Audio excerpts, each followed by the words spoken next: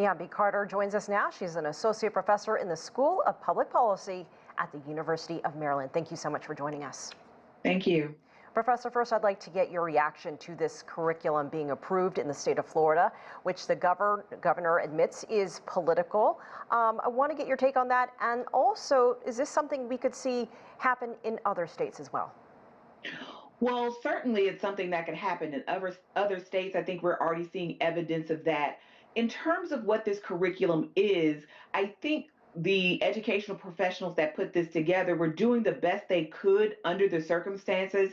I think the DeSantis administration has been very hostile to anything that they deem to be too negative when it comes to African American history. And so they are really trying to take this all sides approach to this topic. And so I do think in some respects their hands were tied. However, it does appear that those who put this curriculum together are confident that this curriculum achieves the work of sort of telling the truth of enslavement while also kind of maintaining the guidelines that the governor's office has been very clear that he wanted to maintain.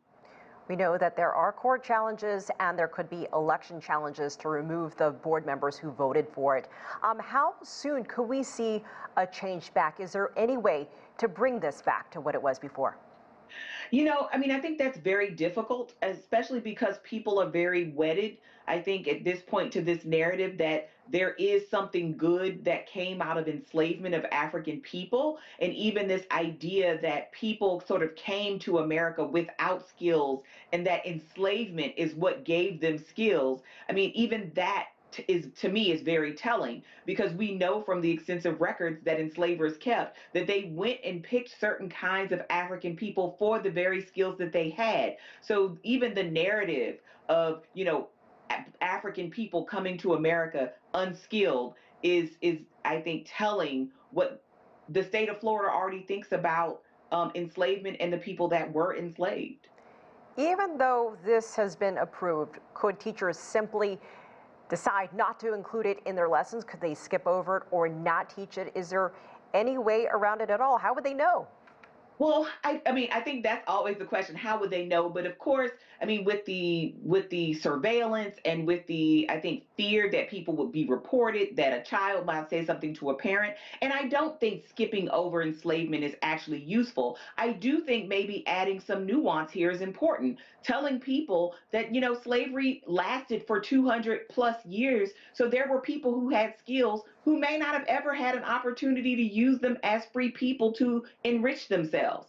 To tell young people that in 1850, the average life expectancy of an enslaved African person was only about 21 to 22 years old. So that's not a lot of time to get skills and utilize them for one's own benefit. I think maybe those kinds of details and adding that nuance could help. But I don't think skipping the lesson is going to be useful. But I think there's always going to be a way to subvert it, and perhaps adding those kinds of bits of information can help kind of add some context to this idea of skills development.